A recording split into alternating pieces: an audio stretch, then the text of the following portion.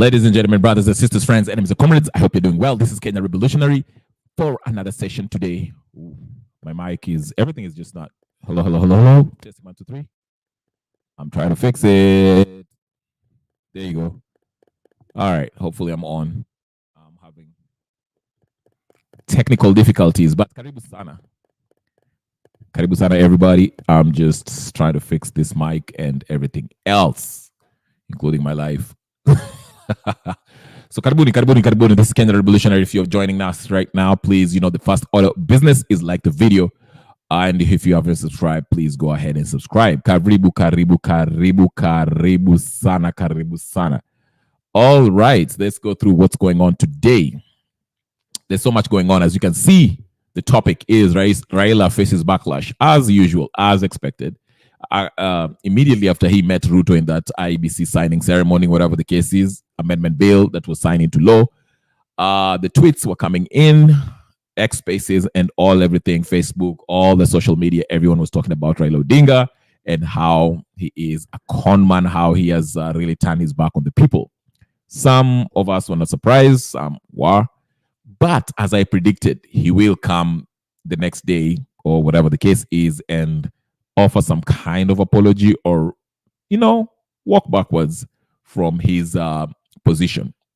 But it seems like even the Azimio folks, the fraternity, Azimio fraternity that is, are not in one page. Martha Karua was not happy about it. Kalonzo Musyoka made another press conference saying that he's not, he's all about action. He's not with that, whatever, dialogue stuff, okay? So, yeah, we see that. Surprisingly, Sifuna, of all people, is one who kind of, I don't know what's up with Sifuna, but he's quickly becoming a villain. He's becoming a villain. I don't know what's up with Sifuna, but not looking good from his side. Anyway, before we get started, please, again, I impugn you, like,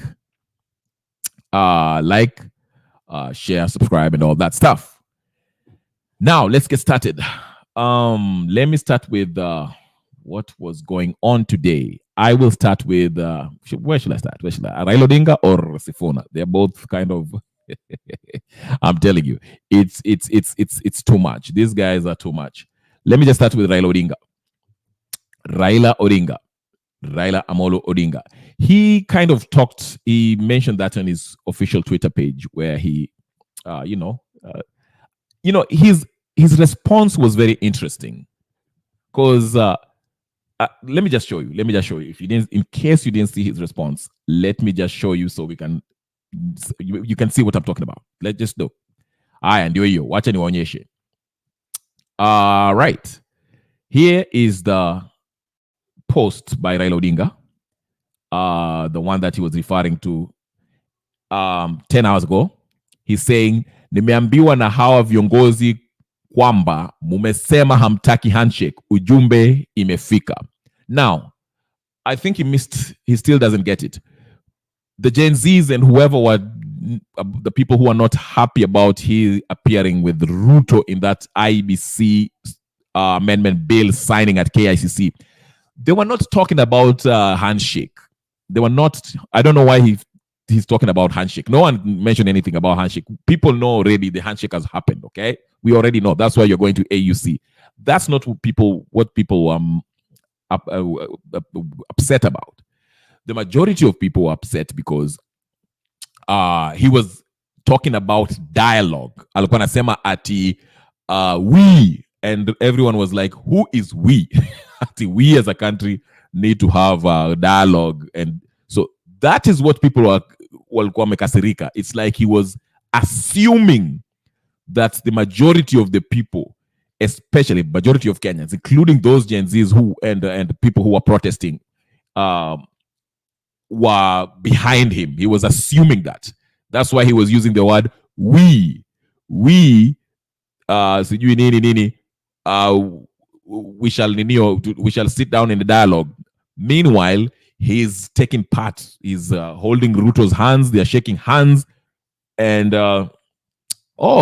hey, life of Wanunga. Kalamazoo, Michigan. Nice. I've been to Kalamazoo. They have a nice reggae reggae summer reggae something festival over there. I hope you guys. I don't know if you have it this year. Nice place, Kalamazoo. Been there for a reggae festival. Karibu Karibu Summer Life of Wanuga, beautiful place in Michigan. Anyway, like I was saying, Karibu Gypsy Corner Pia. I see you there, Kamakawa. Like I was saying, I don't know why he's assuming that people are talking about handshake. That's not what people are upset about. Again, I'll read his comment. This is what he said after posting this picture with the young leaders there working our Sifuna, saying that nimeambiwa na hawa viongozi kwamba mumesema hamtaki handshake. Ujumbe imefika. And again, for those who don't understand Swahili, he's basically saying that those young leaders who he's taking a picture with, Sifuna and the gang, I don't know the rest of them, I don't know their names, but they look familiar. They were telling him, informing him that the people do not want handshake. And he misses the point. Again, people were not upset because him and Ruto have a handshake. That's not why people were upset. People were upset because he went there assuming the position as the person who's talking on behalf of all Kenyans, using the words as we should have a comprehensive a dialogue. Okay? That's where he messed up. Karibu Ingrid. Karibu Ingrid. Welcome. So that's where he messed up. He was assuming that people are behind him with whatever stuff he was saying, talking about we should have a... It's not about dialogue. So Sifuna, if you're watching, if you're listening, please go talk to your Nani and tell him, Karibu, Renee Black, greetings, host and chat. Just listening, thank you. I'll appreciate you listening, me ranting and waffling. But yeah, so that he missed the point. And again, it shows it's another indication that this guy doesn't get it. Nobody cares about your handshake with Ruto. People assumed you already have a handshake in place. The point is, nobody wants dialogue with Ruto. Okay? People want Ruto out. People want Ruto out. That's not, because they ask him nicely that the police officers that were shooting Rex and the others should be brought into account. Okay? CS ambao now, these incompetent CSs that are still in government to this day haven't been fired yet. Okay? Corruption is still rampant in this government.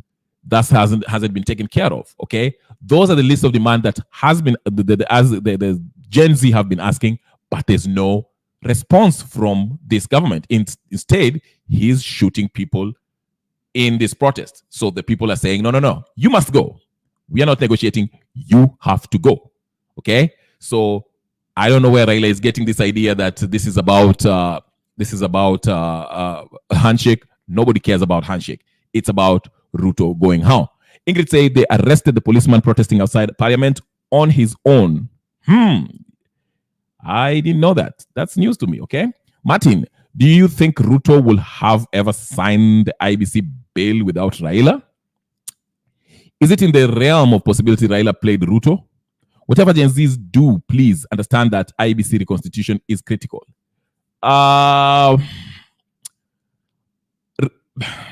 Okay, let me see. I'm following you. Critical for their plans to succeed, e.g. recalling of...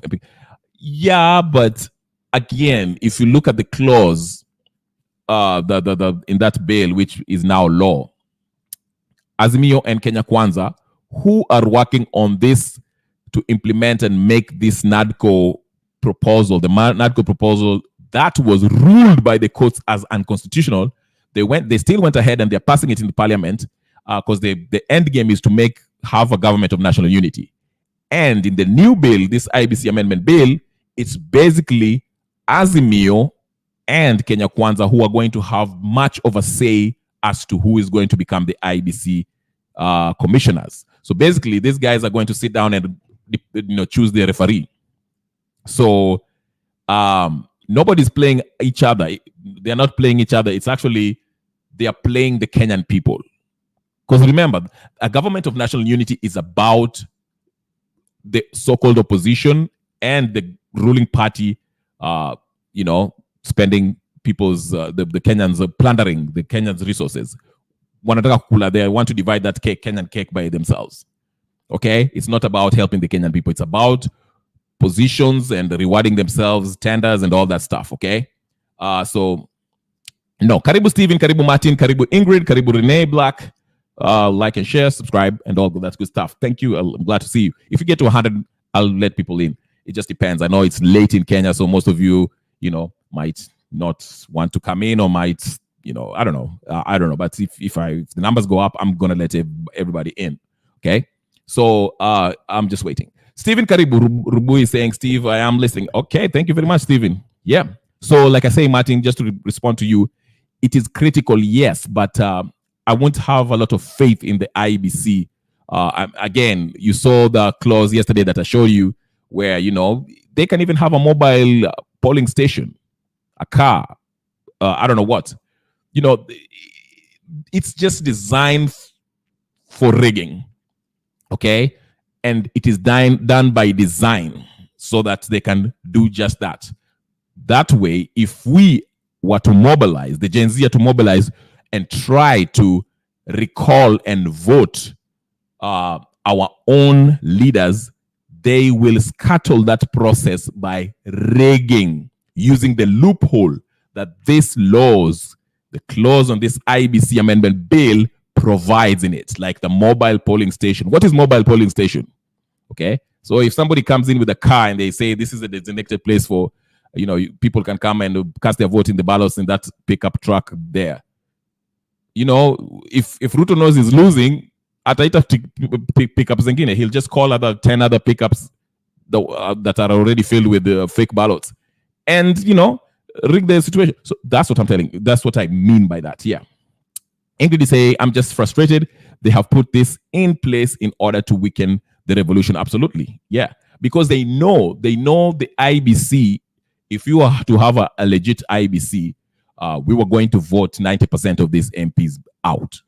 And we are going to, and after that, we are going to recall and impeach most of the CSS that Ruto has refused to impeach. So they have to, Azimio and Kenya Kwanza, remember they agreed. Their goal is to form the next government. Remember that. So that's why they had this NADCO meeting at Bomas, which the court again said it was unconstitutional. It was not anchored in law, but they didn't care about that. They feel like they're above the law.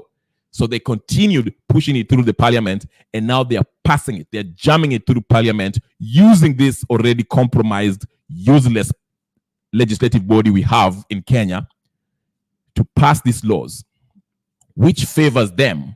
So they get to decide who is going to be the IBC commissioners, and they get to decide laws that have loopholes in them that will help bring in leaders of their choice or maintain the status quo. That way, the common mwananchi cannot vote the ideal or leaders of their choice or representatives of their choice. That is the plan. So I won't get excited. I'm not excited about this IBC amendment bill. It is absolute trash. Same thing with that conflict of interest bill that they're debating. Sifuna came out on Spice FM to try to defend himself, waffling and mumbling and using all kind of words, circumlocutory talks, saying a bunch of nothing, knowing very well that he was caught with his pants down. Okay? Francis Kimani, karibu, DM in. Okay? Ingrid says, I can tell you exactly what a mobile polling station is from my childhood. It's a car booth filled with cash buying votes. Absolutely. Yes. Yes. And you see now they made it a law. It's there. It's lawful. See what I'm saying? Karibu nani, Gypsy. Karibu sana. Like, share. So let's get started. There's a video that I want you guys to listen to. I want you guys to listen to something that I am very interested. Again, just to wrap up on this Raila Odinga thing, Raila Odinga still doesn't get it. He thinks it's about handshake. Nobody's complaining about handshake. We already know Raila Odinga is in a handshake with Ruto. The point is, he was trying to present himself as if he was talking on behalf of all the Kenyans that are upset with Ruto, saying that we need to have dialogue. And everybody is saying, no, we don't need a dialogue. This guy is shooting people. There's no need of dialogue. Like I say in another podium, and I said it yesterday, if we are having a discussion, a conversation, a dialogue, communicating, okay, verbally, a discourse, and you pull a gun and shoot one of my friends, that means it's not time for talking. You're coming for my life, so I have to get rid of you, okay? So that's why Gen Z are saying, we were asking for you to reject the finance bill. Ukaanza kucheza mchezo. We were asking this administration to get rid of the corrupt CSS that have been, we know that are corrupt, okay? They never acted on that, okay? And so many other things, police brutality and the killings, extrajudicial killings. This government refused to listen. Meanwhile, they were killing peaceful protesters during the protest. What's there to talk about? There's nothing. So when Raila comes in and say dialogue, we told him, F off. But he comes in and tells us, I've been told it's about handshake. It's not about handshake, Raila Odinga. It's about Ruto stepping down. And most young folks told Raila, you go sit somewhere. Find a folded chair and go sit in the corner somewhere quiet.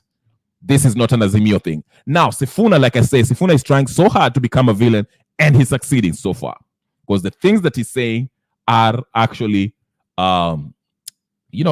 astounding. Let's listen in. I'll play you. Sifuna is trying really hard to be like the bad guy.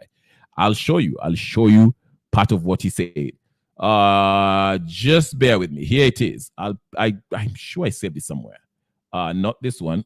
There was one that he said. Okay, right here. So this one was after Raila got the backlash. Ndio wamesema wako leaderless, walimwambia yes sio kiongozi wao. Lakini baba, kuna watu wanaongoza. Sio kila mtu wako leaderless, sio kila mtu wako partyless. Mimi niko na party na mimi ni SG wa hiyo chama. So pia sisi tuko na stake kwa nchi na hatuwezi kaa tu kama leaders ati tunyamaze na vitu zinafanyika kwa Kenya. Unaona? Ile tyranny tunasema, tyranny ni kitu mbaya. So wao si walifanya space yao na rais. Uliona Sifuna ama Raila huko? Hapana. So kwa nini Raila akienda kuongea pia kwa sababu Raila anaongoza watu. He's a leader. Kuna watu Kenya wako, sio kila mtu ni leaderless. Kuna watu wako na leaders na pia hao leaders wanataka kuongea kwa sababu hii nchi ni sisi wote tutaijenga. Baba hajasema anaenda kuongelea Gen Z. Gen Z wamesema wako leaderless, walimwambia yes sio kiongozi wao. Lakini baba, kuna watu wanaongoza. Sio kila mtu wako leaderless, sio kila mtu wako partyless. So So Sifuna is trying to be the spin doctor. He's trying to say, Baba didn't go there to speak for Gen Z. Baba has people who he speaks for. Baba was speaking for, he has leaders. He's a leader of some people, okay? So he's saying that Baba went there on behalf of the ODM or Azimio, whatever the case is. I don't know what he's talking about. Anyway, Robert Amoko, yeah. He's saying, Gen Z's, thank you so much for stopping Zakayo from selling out entire country to profit himself. He was traveling around the world, making deals with Western governments, IMF, World Bank, and Eurobonds. Yes, he's still selling it. The selling is still happening. The selling is still happening. It is still happening. It is still happening. With more protest, we have to have a new leader who will resign or bring back those deals or consider all those deals that he made with IMF and World Bank null and void because they are odious debt. Jimmy and Jiggy made a good point. I think he was in Spice FM yesterday or the day before and spoke on that. Gypsy Kona is saying, we don't have a government. Raila helping a friend in need. Ruto, Raila should concentrate on AU chair, which he won't even get. Absolutely.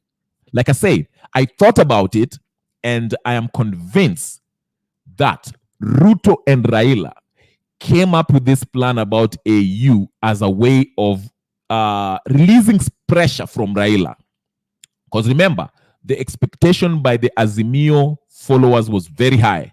They were expecting Baba somehow, somewhere through Mandamano protest and all that stuff to get the presidency. Because you remember they were saying, we shall gather, 20 million signatures and, present it to UAPI. Martha Karua was telling us he'll go to East African courts to challenge the Supreme Court decision. Mara Sijui, they want the servers to be open.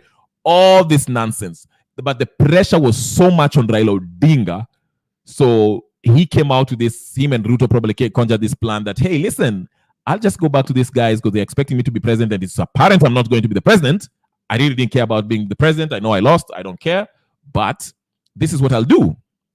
I'll go tell them that I'm going to AUC. I'm going to be the African Union chairperson, which is a very huge position. In fact, it's like a presidential position. And since they love me so much, they will accept it and they'll be happy. And that's what he did. He went and met in Museveni, blah, blah, blah. And all of a sudden, Ruto started telling people, we shall help Raila Odinga in this whole, his campaign throughout Africa to become the next AU chairperson. So Raila started traveling and all that stuff. And the Raila fanatics were happy. Oh, Baba is going to AU, so let him do that. The AU, in fact, they were saying AU chairperson position is a bigger one than Kenyan president. And some of them were even saying that Raila doesn't even need the president of Kenya, who is Ruto, to help him find that AU chairperson position, failing to understand that the president of the state has to actually forward Raila's name in order for him to be a contestant in that chair. Apparently, June 30th was the last day that the government was supposed to forward Raila's name, and they failed to do so. So you make that of what you can. So again, Raila, I agree with Gypsy Corner. I don't think Raila is not going anywhere. Martin is telling me, if that's the case, let's redouble our efforts to remove Ruto way before 2027. I heard rumors America has done a U-turn on him. I welcome that because the enemy of my enemy is my friend. Yes. I don't know if it's true that the Americans have turned their back to Ruto. I'm not sure. I don't know. Maybe. If you have any kind of whatever, tell me, please. I don't know. I still don't know. But it's one thing is for sure. Ruto, we should redouble our efforts. Mandamano. There's a big Mandamano that has been announced next Tuesday, 16th. We are waiting to see what's going to happen. I think it's going to be interesting. I'm waiting because, Raila thought maybe him telling Ruto that they should be having a dialogue will help calm down the Mandamano. Maybe they were banking that Raila showing up at that IBC and talking about dialogue and this nonsense he confuses the Gen Zs. He thinks Gen Zs are like the Azimio diehards who are going to the streets, failing to understand that these Gen Zs they're not Raila fanatics per se. They are fed up. They want a new blank sheet. They're tired of the old folks that they feel that they need to go. Gypsy is telling, I'm surprised Ruto didn't travel to US for the NATO summit. I'm surprised too. Somebody mentioned that, maybe he's afraid Akitoka Gachagua might. It has happened before. I think it was in Angola in the 80s or early 90s, whatever the case is. The president left to go to US, actually. It was Machel, something, whatever his name is. Yeah, he went to US and on his way back or on his way there, whoever the number 2 or the army shot the plane down. And they had a new president. I think Rwanda, the same thing happened. Garang, that's how Garang died in Sudan. Helicopter crash and Nani Akakwa, I think it was Kir or something like that. So yeah, Ruto, he knows that there's powerful people who do not like him and might be planning to get him out and probably financing the movement that's happening with Gen Z. So I can see that, yeah. It's a classic political move, create distraction from the main point, divide and conquer. Absolutely, yes, that's true. Divide and conquer. They use that all the time. So I'm really disappointed with Sifuna because I thought Sifuna was one of those people who, they can kind of reasonable, but Sifuna is proving to be just like the rest of them. I don't know. ODM is a cult. So once you get there, you have to say Raila's name at least 3 times in your tweets and 3 times in a public forum. You have to mention Raila's name. Now, ODM has told their supporters, they came out and told their supporters to exit the streets. Remember, I told you, there is coming there's a Mandamano on Tuesday, next Tuesday, the 16th, I believe. It's a huge one. And ODM, these guys, if you read the letter, it's funny. It's not funny, but it's funny. It's funny because the way they're talking, they're acting as if they're the only ones who can actually call a meaningful Mandamano. JPJ Karibu, JPJ is saying he can't even stay. He's saying What does the APG say? He say he can't even stay outside Nairobi for too long. Is it? I don't know. Maybe. Yeah, he can't stay outside Nairobi for too long. He's scared. He's scared. Ruto is scared. He knows Vitu. He's nervous. That's one thing for sure. I know Ruto is nervous wherever he is. He's a nervous wreck right now. He knows that he can lose power anytime. Here's a letter that ODM, not Azimio, ODM wrote today. Just these guys think that they own this. They own everyone. Like the way they speak. Let me read it very quickly. Like the video, ladies and gentlemen. Like it, share, comment, and subscribe. Do not waste any time. Do that stuff, please. And I'll get people in if we get more numbers up. If we get to 100, if we don't, that's fine. I know it's late in Kenya or whatever the guys are, but if we get the numbers up, I'll open the new and get your opinion in it. Let me read this. This was a letter from Orange Democratic Movement, press release July 10th. ODM statement on national conversation on youth issues. Listen what she said. I'll read it very quickly. It's not that long. Last year, the Orange Democratic Movement took part in protests against the finance bill, which later became law, and we protested against measures that were leading to high cost of living. We lost up to 75 people to gunshots during the protests. We were even called economic saboteurs. Okay. Party leader, the Right Honorable Raila Odinga, was particularly targeted for assassination, which is a lie. Pictures of video clips exist of Right Honorable being targeted inside the vehicle, but we persisted. That vehicle was a different vehicle from the vehicle that Raila was on. It was debunked. Another lie. But let's continue. Out of the persistence came the Independence Electoral and Boundaries Commission Amendment Bill 2024, which President William Samoei Ruto signed into law yesterday. We agreed that it was proper and worth it that our party leader should be at the event in honor of those who were killed and maimed during the protest. At the signing ceremony yesterday, first of all, if they wanted to honor the people who were killed, he should have showed up at, I think the Gen Zs were having something in Uhuru Park. Why didn't he show up? But anyway, at the signing of the ceremony yesterday, the Right Honorable Raila Odinga called for a national conversation on the issues being raised by the youth of Kenya and other voices on how we can create a more perfect nation and takes care of its citizens.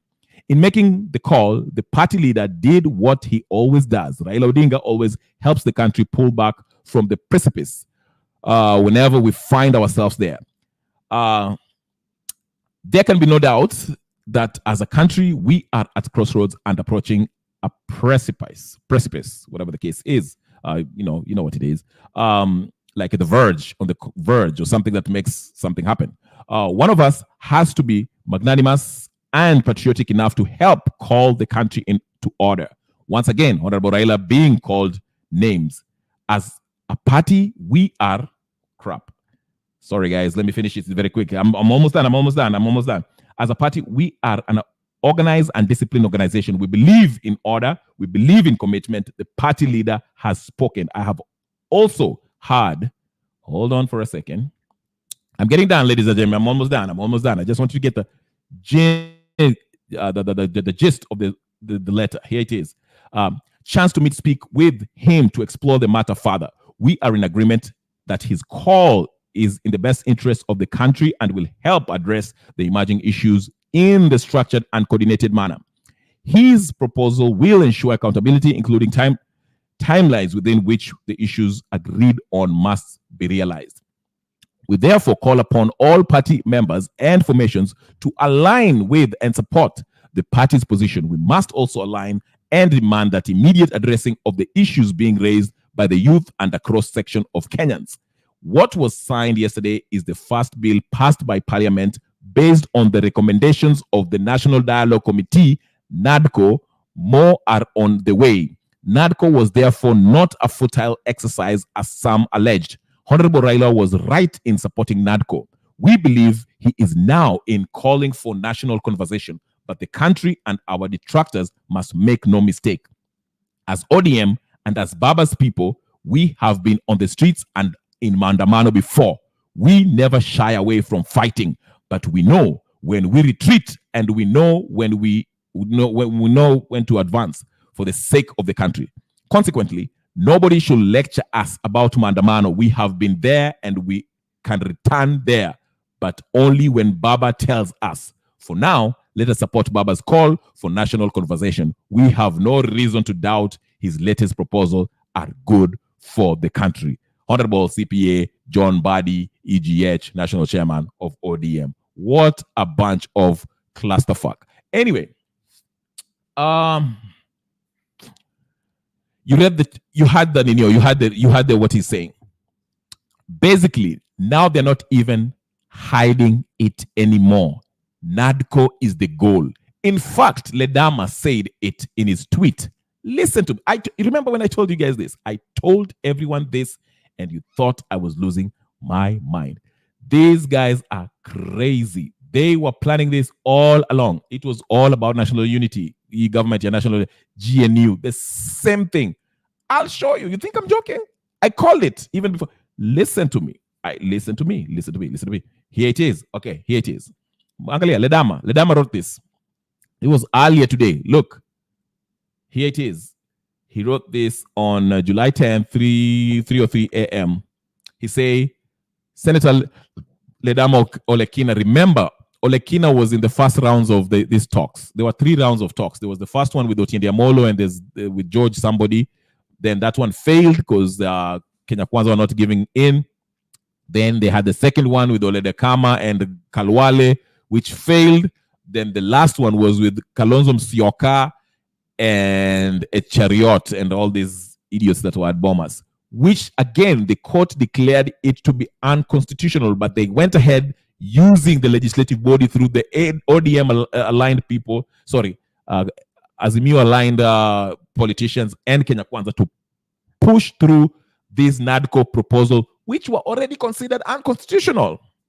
But hear what Senator Ledama Olekina said: a government of national unity it is. I told you. You guys thought I didn't tell you.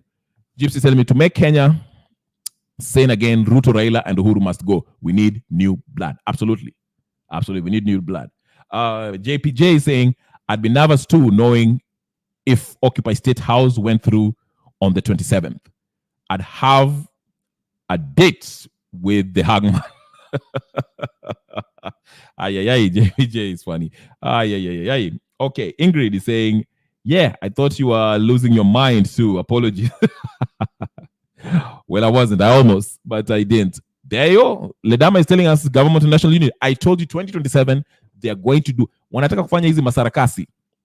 There'll be all this drama, circus, and all this stuff. At the end of the day, we'll have a government of national unity come 2027. Already, they have the IBC in place. They're going to choose their own people to make sure that they realize that dream of government of national unity. Do you know who came up with this government of national unity thing? Go look at South Africa. You know, I kept on giving you, I was following up the South African case elections very closely, and I was listening to the things that were happening.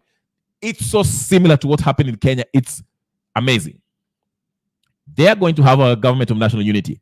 Mr. Jacob Zuma won the elections. He was denied the victory. There was a rampant case of electoral fraud and all that stuff. Okay, but whoever, what's his name? The ANC leader, I forgot his name.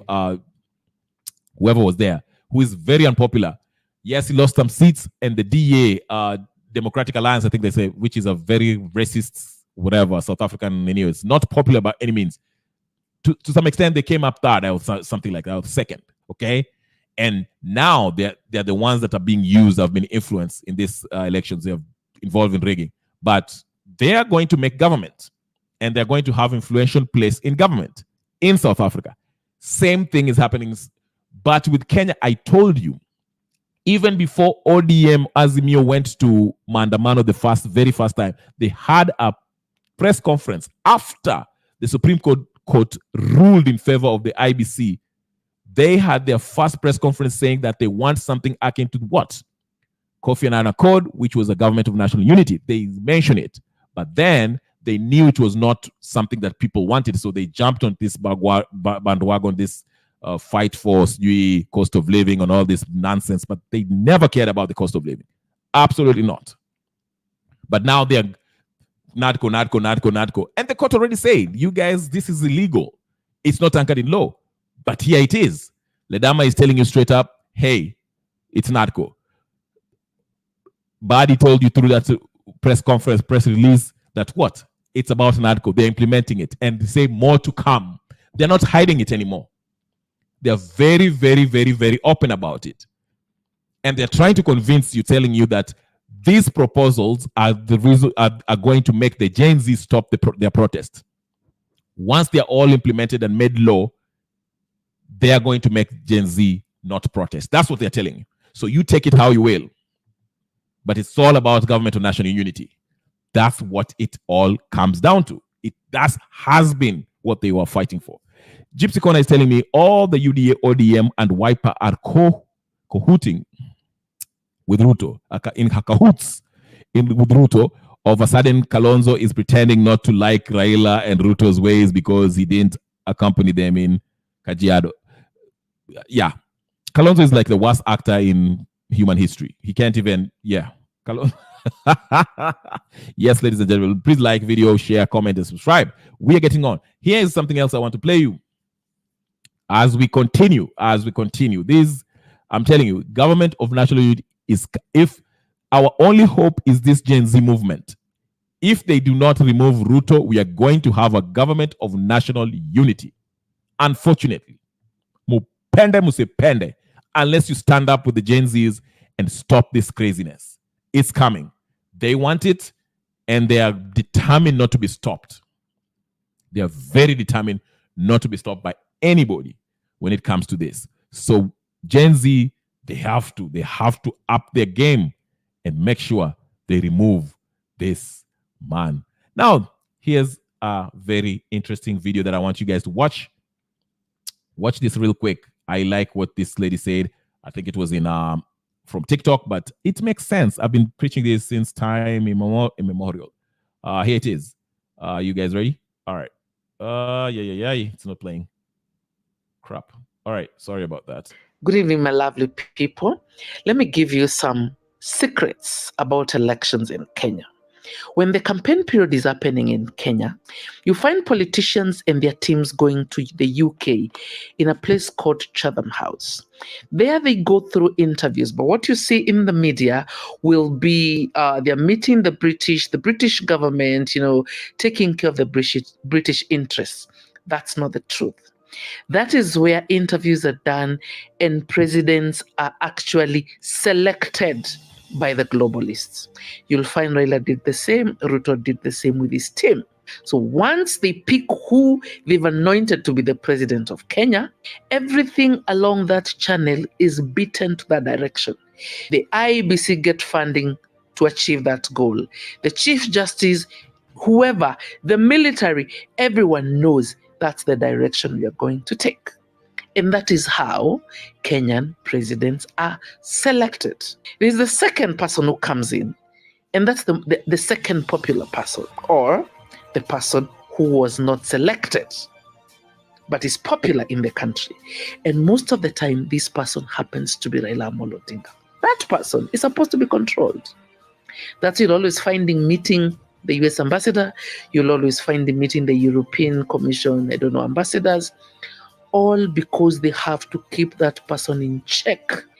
As per vote, one man vote, Raila actually won the elections. He knows the elections were taken away from him because he has no power to ascend himself to the seat of the presidency because he was not anointed by the powers that be. But he also needs to be controlled. So what do? They keep him in check. They give him positions. Like right now, the globalists, who are very well represented by the US ambassador, the IMF, the World Bank, the World Economic Forum, are the ones pushing for Raila to get the AU seat. Because by him getting the AU seat, he will not meddle in the local politics of Kenya. Okay? The AU itself is controlled by the globalists. I hope when I mention these names, you know what I mean. The introduction of the New World Order. So guys, Don't believe anything you see out here. You see Raila coming out today and saying that he's supporting dialogue. Phone calls have been made to him. Otherwise, he's going to lose the AU seat. No one cares about Kenyans. No one cares about injustice. No one cares about corruption. No one cares about inefficiency. Guys, you have to wake up and fight for your country. Gen Z, wake up. The system is rigged against Kenyans. Absolutely. The system is rigged. Yes. So Ingrid is asking, is our government like a puppet standing on our string? Absolutely. Absolutely. I called this 3 months into Ruto's presidency. I was like, this guy is a total puppet. And there's the Kenya Kwanza people were coming after me. I told you. He was letting in those things that they shoot on people's. And Bill Gates was here. He was taking loans from World Bank. He was the darling of the West. He gave that big speech in Paris. Remember that when Paris was having that climate thing with Billie Eilish and everybody else, and everyone was like, "Oh my goodness, this is the new Martin Luther King, whatever the case is." Well, yes, I'll show you another one. I'm not done yet. I'll show you another one. Let me play another video so you can get an idea of who is truly ruling you and how these games are played. Our leadership. That's why you see they're very unpopular with the people, and they usually have unpopular. They take very unpopular stance when it comes to issues that the people care about. Here's another one. Learn who's really behind the powers behind our so-called leaders. Okay, why do you think they're congregating together every time when things get worse? Okay, when things get thick. All right, here it is. Let me play this one. Has long been regarded as a Western. Well, the situation in Kenya with the protests. Well, first of all, we'll say that the president of Kenya has long been regarded as a Western client, if not a puppet. And that's not without reason.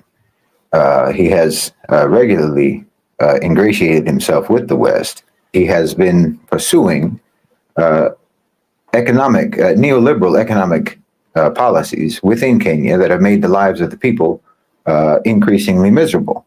And so this has resulted, predictably, in protests that began peacefully and turned violent because of the police. The police shot at peaceful protesters. Now, they're calling for the removal of the president of Kenya, William Ruto.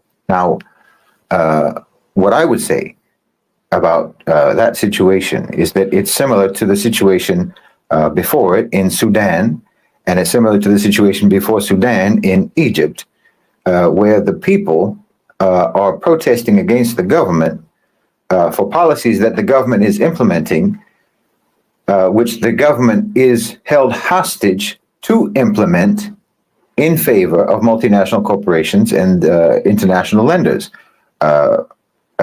Chief among them, the International Monetary Fund. In fact, the bill that stirred the protests in Kenya initially is basically an IMF bill, a structural adjustment reform, an austerity measure that is being demanded by the IMF of the Ruto government.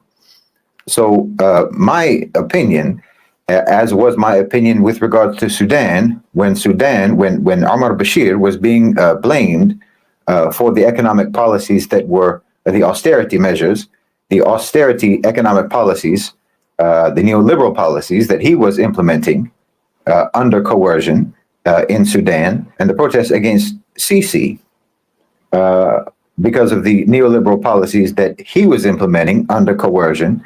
My position has always been that these leaders, these politicians, exist to take the blame for the policies that they're implementing on behalf of private sector power.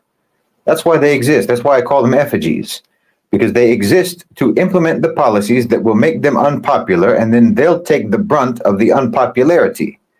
They'll take the brunt of public anger, and then they'll be removed, but the policies will remain, because the source of the policies is the private sector, is the international private sector. It's the OCGFC. It's the Western multinational corporations and lenders, financial institutions, and so forth. Again, specifically, the International Monetary Fund. This is your problem. And now, who is the International Monetary Fund doing what it's doing? Who is it doing it for?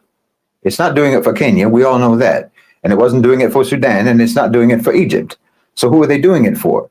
And when you identify who they're doing it for, then those are the private sector players. Those are the power brokers that it makes more sense to me that the population should be protesting and should be directing their activism and their opposition towards those actors on the political and economic scene in Kenya, not the government. Now, I'm not speaking up in favor of William Ruto. There's a lot of problems with his government, certainly, without question, just as there were problems with the government of Omar Bashir, and there's certainly a multitude of problems with the government of Abdel Fattah al-Sisi. But when you're talking about specifically the way that they're managing the economy, you have to understand that they are not the managers of the economy. Their lenders are the managers of the economy, and the lenders are managing the economy in such a way as to benefit Western multinational corporations. So, for example, in Kenya, you should look at Coca-Cola. You should look at General Electric. You should look at Standard Chartered. You should look at Barclays Bank. Look at Safaricom, Nestle, IBM, and look at Toyota. These are the beneficiaries of the economic policies. These are the beneficiaries of neoliberalism. They're the ones who are holding the government hostage. And they're doing it by means of the IMF. So your president, and again, whether it's Kenya or whether it's Sudan or whether it's Egypt or whether it's Pakistan and many other places around the world, and increasingly you can say the same thing about countries in Europe, these governments, these politicians are hostages, and the policies that they're implementing are essentially like when you see a hostage being forced to read a list of demands. You don't get angry at the hostage for the demands that he's making on behalf of the hostage taker. And that's what the government does. That's what your president does. That's what your prime minister is doing. They're just reading the list of demands that they have been told that they must that must be met in order for them to not be eliminated. And the one that's going to be eliminated here isn't the president, it's your whole economy. Because the IMF has considerable power to sabotage and cripple your economy if you don't do what they say. That's why it's better for you if you never get involved with them in the first place. And this is why I've said time and time again that it's much better for Muslim countries, for countries in the global south, for countries in Africa, to do business with China, to do business with Russia, while they still can, while those countries are still interested in investing in Africa, in the global south, Latin America, and the Muslim world, and so on. While they still have the money to spend, you ought to take the money from them rather than taking the money from the IMF. Because the IMF and Western lenders generally are not actually interested in you paying them back. They don't want you to pay them back. Because when they loan you money, they're calling it a loan. And you think it's a loan. But what they're actually doing is buying you. So they don't want the money back. They want what they bought, which is your whole country. All right. That's why, if you're wondering, that's why we have all this nonsense about carbon credits and all that stuff. It's a sham. What's his name? This guy that was arrested and has been released as a deal with, he's not going to be prosecuted in the US. What's his name? Julian Assange. When he released the stuff in the WikiLeaks, the scientists who were behind the leaked emails from the scientists who were really talking about all this climate change. He said those guys were saying it's a hoax. It's a bunch of nonsense. But they're introducing these carbon credits and stuff. It's being used to actually get land.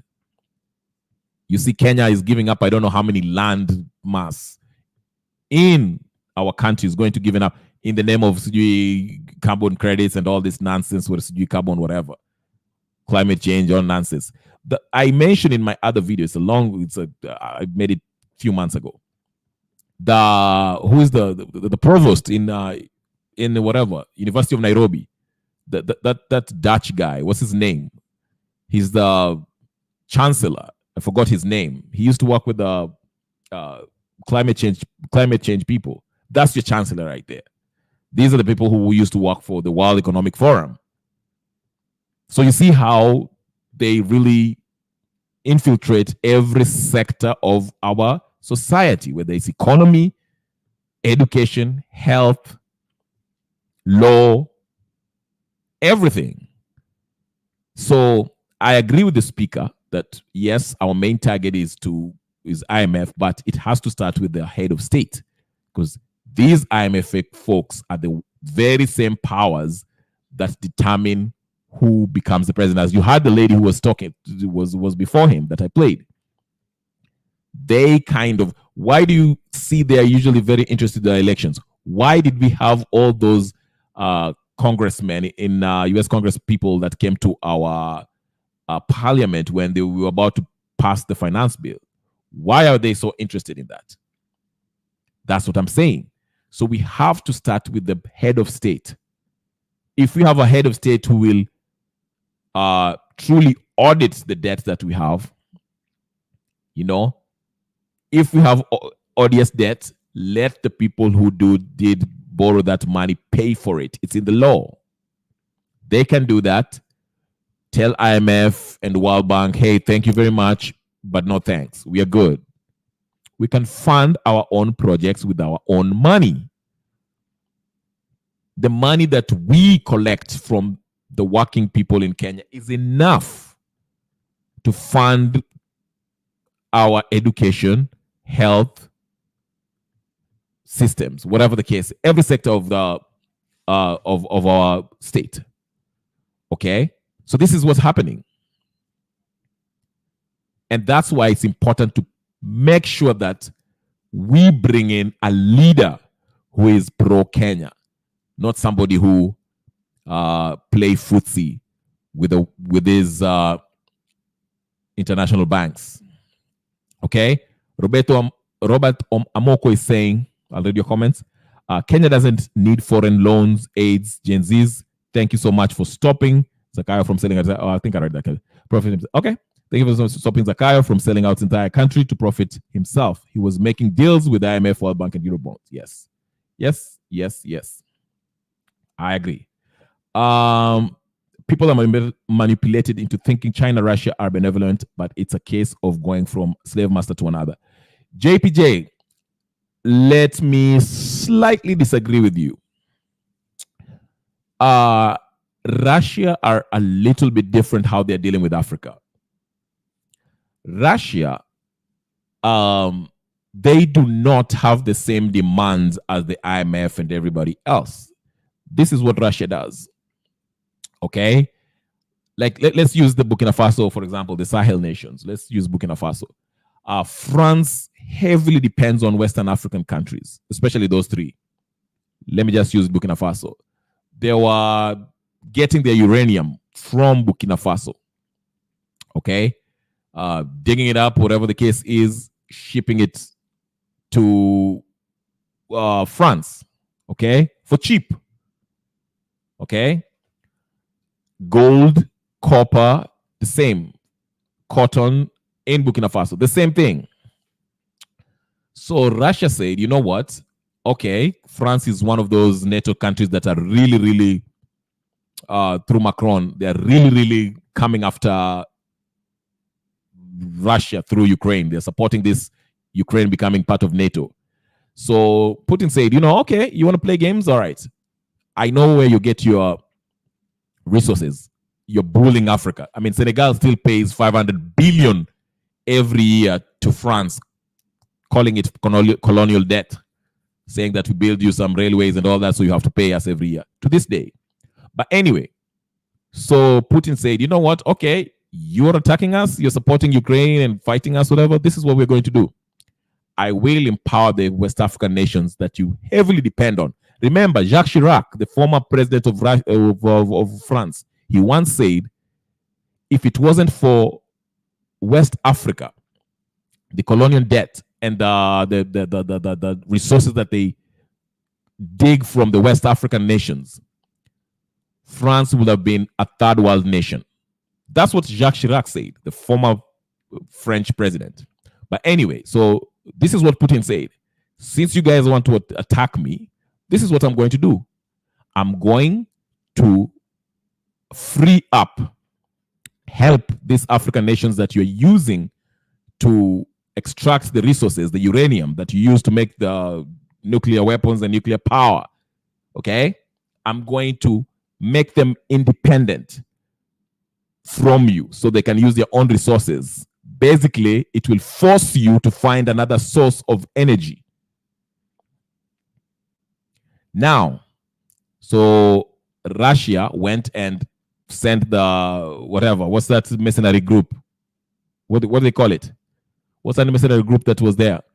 I forgot their name. Their leader died kind of in a plane crash. Anyway, he sent them there, freed Burkina Faso, Mali, and Niger.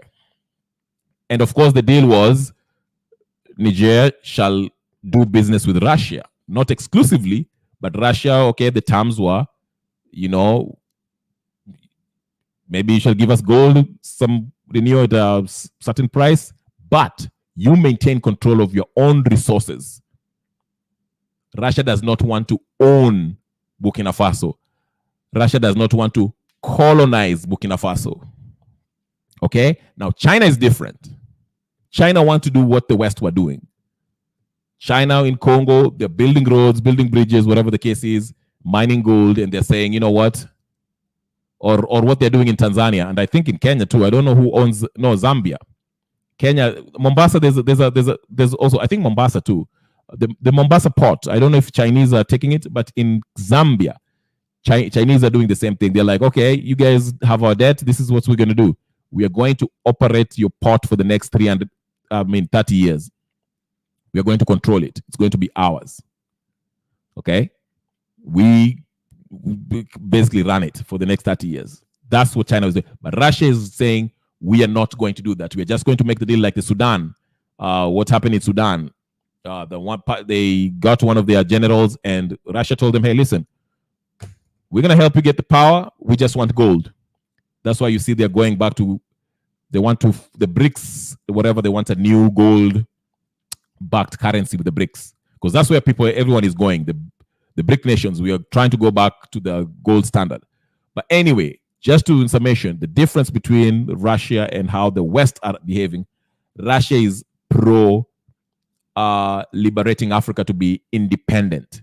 Because now, if they help you become independent, they want to do business with you as an independent nation. Obviously, you will not say, oh, I'm not going to do business with Russia because they helped you become independent. But the terms are not as crazy as the terms that the British, the Germans, the French, the Americans have. Americans and Russians, and Americans and French and English, they're basically colonizing you. They're colonizing you. Russia is not meddling in the... Go look at Burkina Faso. It's the fastest growing economy, the Sahel nations. They're coming up with their own federation. Go read about it. Russia is not part of it. They had a deal. They'll have some, if it's oil, they'll get it in a cheaper price and stuff like that. But as far as the everyday today business, they are out of it. They're not demanding that they control their banks. They're not demanding that they control their healthcare and all that stuff like the West does. So that's the difference between Russia and other countries. Anyway, let me read your comments again. Sounds like what is happening in UK. The king has to approve the legislation. Then they pretend to give it to the House of Lords. Then the revolving door of Commons. Dictatorship. Absolutely. Yes. Yes. Demonic. I don't even know how to say your name, but I'll ask. Okay. It makes sense to kick out multinational companies. We have to create an environment where they can't operate, boycott, and demand for investments in local industries. Yes, that is what I think. That's why I liked Okiom Tata. Okiom Tata was calling for, there's a steel factory somewhere in Busia in his county. He's a senator, so but he was calling for it to be revived, and we have the people, Kenya can take control of it that way. Yes, Wagner Group. Yes, thank you, Nani. Thank you, JPJ. The Wagner Group. Yes, the Wagner Group, which has now, it has morphed into, it's part of now, it's no longer Wagner. They're calling it something of Africa. It's basically part of Russia's defense something. It's no longer Wagner. But yeah, thank you. That's what I meant, Wagner. They are very active in, like, yeah, I remember there's a general, US general who said years ago, say, the next phase of World War III will be fought in Africa. And it is about, it's always about resources. Even World War I is always about resources. That's about colonizing Africa. But anyway, he said that because now if you look at Congo, everyone is at Congo. The Americans through Bancroft, the Wagner version of America, Bancroft, Blackwater. Chinese also have their guys in there doing their own thing. Russians are also there. So Congo is huge. Congo is huge. And that's why you see there's a lot of massacre that is happening there and no one is saying anything. Anyway, that's a story for another day. Martin said they killed Magufuli. That's another topic for another day. Gypsy Corner, Julian Assange exposed the corruption through his WikiLeaks. Thank God he is free man now. Yes. So you see how it works. So Ruto is a puppet. We've been saying this. We know this now. By now, it's more apparent that this guy, Wojama, now coming to this whole Raila Odinga and whatever, not handshake, but whatever. He's somebody who worked for Moi say something which was really interesting. I'm pretty sure you guys have seen this, but I'll play it. And Raila Odinga, just and Uhuru Kenyatta, and there is no difference between Deputy President William Ruto. There is no difference between him and Raila Odinga, and Uhuru Kenyatta, and Kalonzo Musyoka, and Musalia Mudavadi, and Munde Awori. First of all those people are political cousins.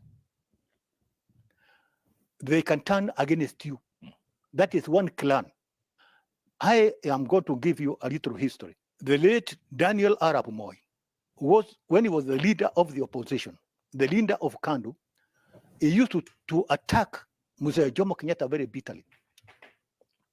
In 1964, Jomo Kenyatta called Daniel Arap Moi and he told me, I know you are attacking me, but